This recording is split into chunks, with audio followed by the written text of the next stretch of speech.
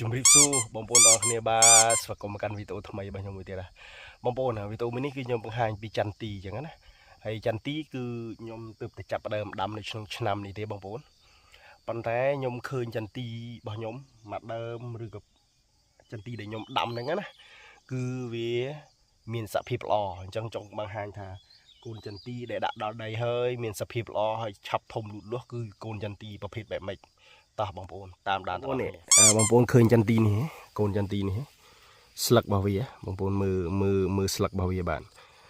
កូនចន្ទទីនេះគឺវាផុចផលប្រាប់យើងថាកូនចន្ទទីនេះគឺសុខភាពល្អអ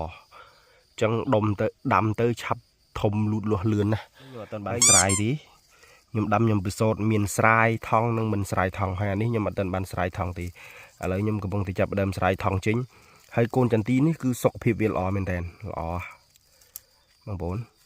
កូនចន្ទទីកាលណាយើងមើលស្លឹករបស់វាឃើញបែបអញ្ចឹងហើយគឺមានន័យថាវាល្អសុខភាពវាល្អហើយវាឆាប់ធំលូតលាស់ណាឥឡូវនេះខ្ញុំចាប់ផ្ដើមស្រាយថងវាចេញសិន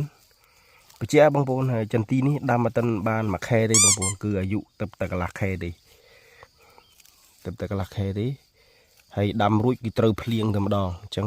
កូនចន្ទទីគឺវាមានសុខភាពល្អពេលត្រូវភ្លៀងវាស្លឹករបស់វាឡើងលឿងបងប្អូនណាមានន័យថាវាឡើងលឿងគឺស្លឹករបស់វាល្អសុខភាពរបស់វាល្អហើយកូនចន្ទទីហ្នឹងគឺឆាប់ធំលូតលាស់ណាបងប្អូនមើលទៅតម្រង់ដើមដងបងប្អូនមើលឃើញតែប៉ុណ្ណឹងគឺអេម៉ាភាពល្អណាស់នេះបងប្អូនមួយដើមនេះក៏សុខភាពល្អដូចគ្នាដែរបងប្អូនមើលទៅតម្រង់ស្លឹកវាប្រភេទអញ្ចឹងទៅគឺមានន័យថាដើមចន្ទទីហ្នឹងចាប់ដើមនឹងធំលូតលាស់លឿនហើយបងប្អូនបងប្អូនពេលដាំនៅតាមរងដលងដើមដលងអីនេះយើងត្រូវកាត់វាចេញទៅកុំស្ដាយដើមដលងហ្នឹងពីព្រោះយើងដាំយើងចង់បានកូនចន្ទទីទេដលងក៏នៅយើងដាំមួយឆ្នាំក្រោយយើងឈប់ដាំដលងទៅយើងទុកចន្ទទីឲ្យស្លាស់ហើយមើលថែវាល្អ